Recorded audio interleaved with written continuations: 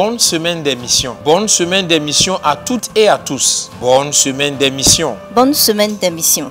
Nous posséderons les nations dans le monde entier. Le Seigneur est notre force.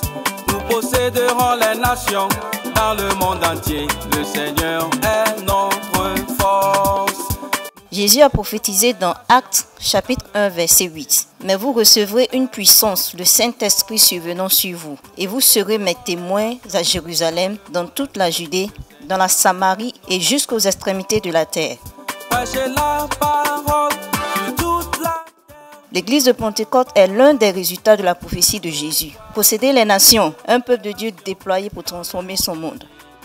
Des paroles prophétiques puissantes qui découlent de la prophétie de Jésus. la parole sur toute la terre. Vivre la parole dans toutes nos voies. Nous posséderons les nations dans le monde entier. Le Seigneur. Ce thème est prophétique. Les vagues du Saint-Esprit pour transformer réellement nos sphères et notre monde a été capté dans tous les coins et recoins de l'église de Pentecôte. Cette vision 2028 est inspirée. Cette vision est le résultat de la direction du Saint-Esprit et je crois qu'il guide l'église sur son chemin. Le programme de posséder les nations est scripturaire. Le programme de posséder les nations est la pensée du Christ. C'est la pensée de Dieu depuis le début. Il y a tellement de vie dedans.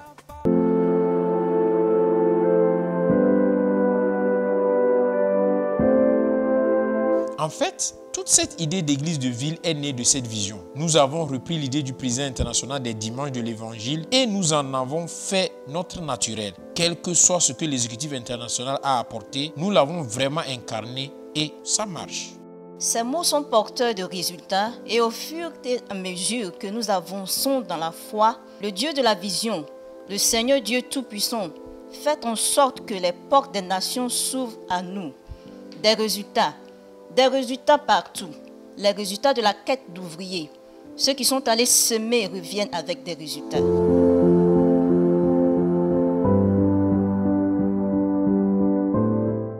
Par la grâce de Dieu, par vos prières, votre contribution et votre soutien, nous avons ajouté 19 nations aux nations que nous avions en 2023. En dehors du Ghana, nous sommes présents dans 169 nations. Si on ajoute le Ghana, par la grâce de Dieu, l'église de Pentecôte est présente dans 170 nations. À Dieu soit toute la gloire. Personne, aucune personnalité, aucune entité ne s'approprie la gloire. Toute la gloire appartient à Dieu. C'est l'œuvre du Seigneur. Aux États-Unis d'Amérique, une porte a été ouverte à l'église dans l'armée américaine. Imaginez l'église de Pentecôte qui encadre et qui fait des disciples les militaires américains par l'intermédiaire des églises de base militaires américaines. Nous avons implanté environ 6 églises dans certaines bases militaires aux États-Unis. Jusqu'à présent, l'avenir de ce ministère s'annonce prometteur car l'armée américaine nous a donné l'espace dans la base militaire de Killeen au Texas, où nous avons commencé à pratiquer l'aumônerie pentecôtiste en bus. Nous avons notre aumônier, le pasteur capitaine Dr Yehujima, qui est responsable de l'espace Ombus. Le Seigneur m'a dit que ce serait un excellent moyen d'atteindre les Blancs et les autres nationaux.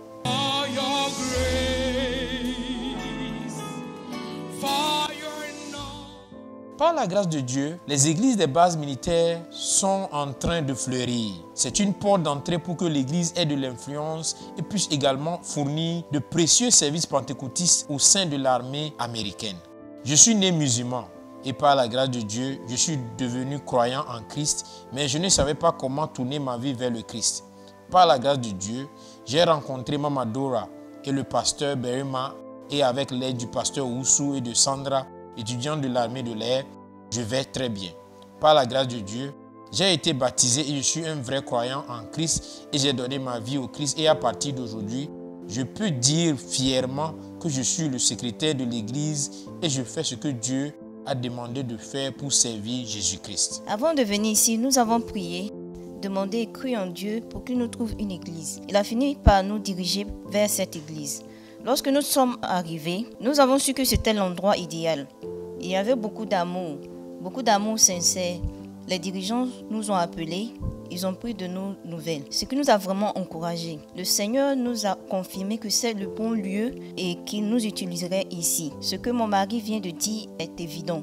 Il est le secrétaire de ce district et par la grâce de Dieu, je suis également diaconesse. Des choses que nous ne pouvions jamais imaginer. Les églises des bases militaires américaines sont un exemple de ce que nous entendons par l'église déployée. Les résultats sont également attendus et la grâce est disponible pour l'ouverture d'autres églises de ville et d'autres églises autochtones. L'église des Pays-Bas a ouvert sa 3e église de ville. Le nombre de fidèles que le Seigneur fait venir dans les églises de ville est étonnant. J'étais à Nimeg pour inaugurer l'église de ville et la capacité de l'auditorium ne pouvait accueillir que 100 personnes. Mais dès le premier jour, certains ont dû rentrer chez eux car le nombre a explosé. Maintenant, nous devons penser à aller dans une salle plus grande car le nombre d'inscrits juste pour le premier jour était supérieur à la capacité de la salle. Ce sont des gens qui ne sont pas de piètres personnes dans la société, mais par la grâce de Dieu, l'évangile leur parvient et ils acceptent Jésus-Christ comme leur Seigneur et Sauveur personnel. Des personnes célèbres viennent. Toutes sortes de personnes de toutes les professions viennent pour la gloire de Dieu.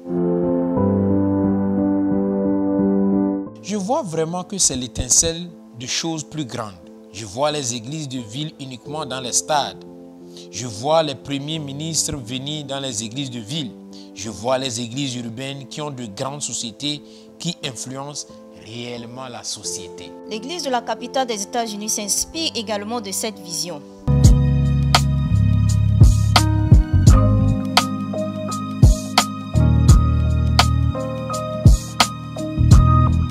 Je m'étais donné pour mission de m'aligner avec Dieu. Et depuis que je suis arrivé ici, je n'ai fait qu'apprécier le temps que je passe ici. Je suis sorti de l'église de ville de la capitale en sachant parler en langue et en étant capable de renforcer ma vie de prière. J'ai dit à toutes les filles de ma chambre que je voulais rester à DC à cause de l'église de ville de la capitale. Merci beaucoup. Pour une Nigériane qui fait le culte ici, c'est tout ce que j'avais besoin. Alors, je veux que vous sachiez que vous m'aviez béni, que ce ministère m'a béni. Ce ministère me rappelle qu'il y a un reste et vous êtes ce reste. C'est Dieu qui nous a envoyés dans les nations. Il nous fournit des outils et nous donne des résultats en brisant les barrières culturelles et raciales qui ont été un défi pendant des années. Dieu brise la couleur de la peau et traverse les cultures et les races pour générer des résultats qui sont vraiment sans précédent dans le programme de possession des nations. Les barrières de la couleur, de la race et de la nationalité sont en train de fondre, cédant la place à la race supérieure et la nation supérieure appelée le royaume de Dieu. Galates chapitre 3 verset 28 est maintenant en train d'être réécrit dans notre génération. Désormais, dans l'église de Pentecôte, il n'y a ni Indien, ni Pakistanais, ni Oudou, ni Australien, ni Européen, ni Américain, ni Ghanéen. Nous sommes tous un et nous nous rencontrons comme un seul. Et c'est très beau aux yeux de Dieu. L'Éternel nous a gracieusement ouvert les portes de l'Asie en implantant des églises autochtones, non seulement dans notre nation, mais également à l'étranger. Ce sont des Indiens indigènes, ce sont des Pakistanais indigènes qui ont tous accepté le Christ Jésus. Ils adorent tous dans l'église de Pentecôte.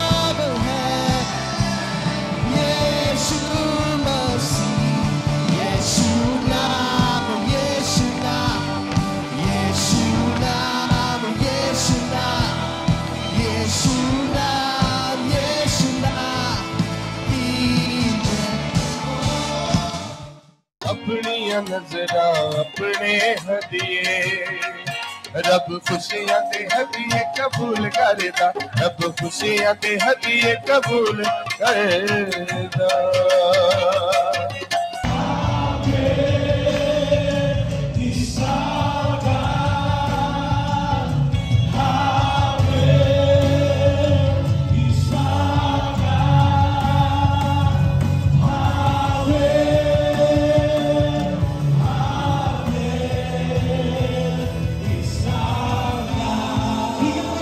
Seigneur Jésus, je viens à toi, je m'abandonne à toi, prends le contrôle de ma vie.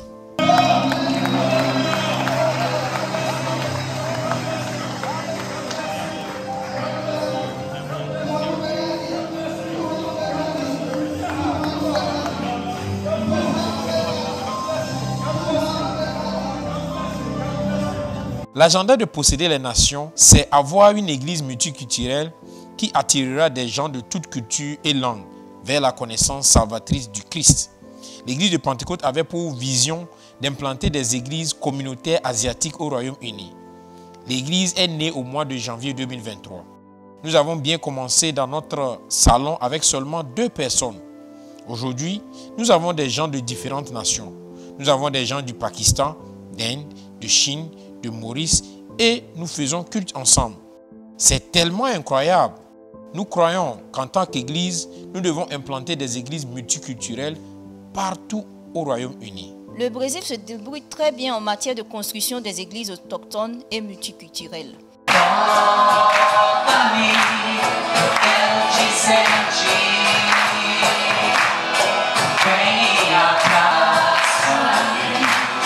Nous avons prié pour des assemblées autochtones et Dieu nous a exaucés. Maintenant, il est temps de préparer et d'équiper les dirigeants autochtones pour un avenir plus glorieux et plus durable. L'Église est censée susciter des ministres qui sont capables de former des paroissiens pour posséder les nations.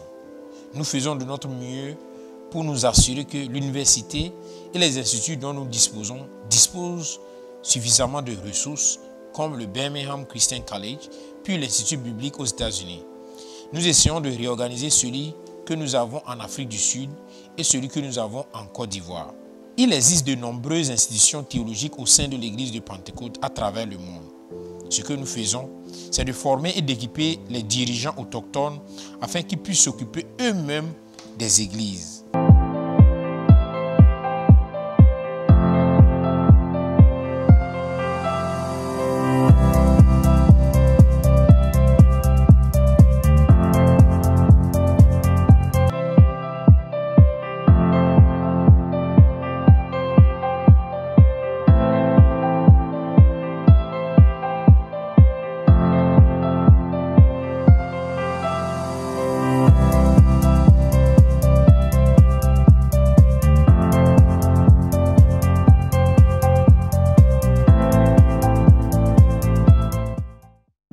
Bénissons l'Éternel pour ses résultats sans précédent. Le nouveau visage multinational de l'église de Pentecôte est ici avec nous et cela est merveilleux à nos yeux. Mais il y a plus, des opportunités infinies, un potentiel infini.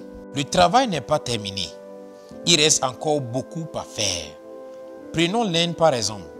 L'Inde est la nation la plus peuplée du monde et le christianisme y représente environ 2 à 3% et donc la majorité d'entre eux sont hindous et cela fait saigner mon cœur. Nos membres sont environ 11 000 et qu'est-ce que 11 000 contre 1,4 milliard de personnes? Il y a donc encore du travail à faire.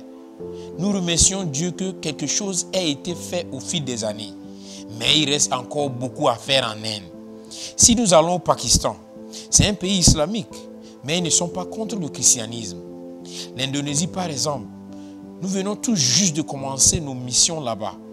Notre missionnaire se porte très bien et nous prions pour que Dieu nous donne une ouverture à ces endroits.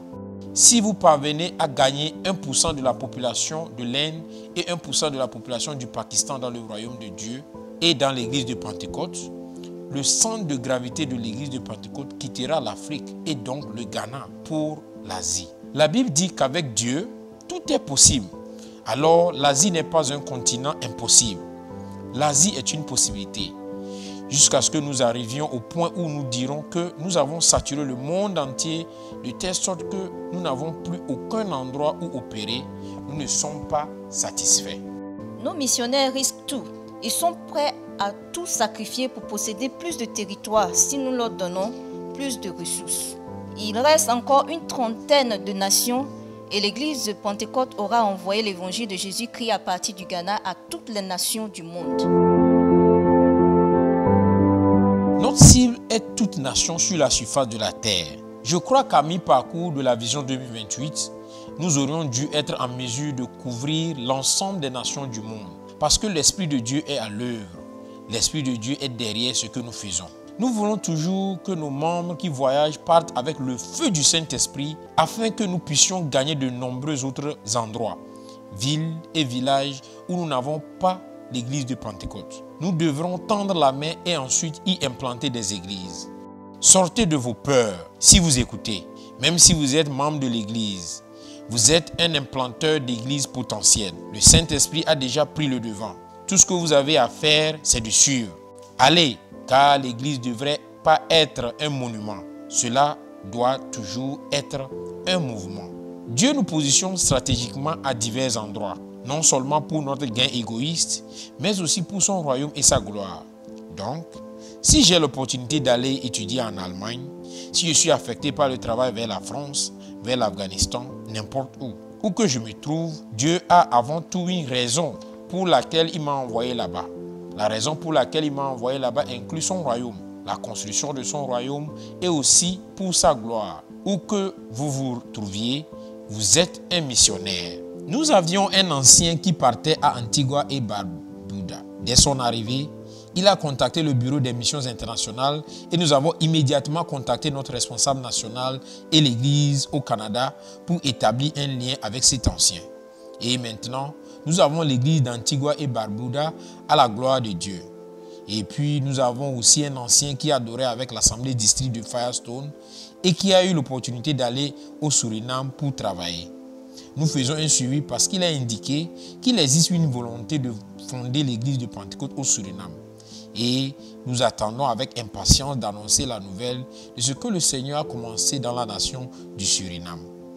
Ce ne sont donc juste des exemples de la façon dont les membres ordinaires de l'Église, les pasteurs, d'autres personnes et associés, les membres de Pensa qui voyagent dès qu'ils arrivent sur le terrain, commencent à se rendre compte qu'ils ne sont pas venus pour des gains personnels, mais qu'ils sont également venus pour les affaires du royaume. Lorsque vous obtenez un visa, sachez que vous avez été déployé. Lorsque vous êtes admis dans une école, sachez que vous avez été déployé. Lorsque Dieu vous met en contact avec des gens, sachez que vous avez été déployé.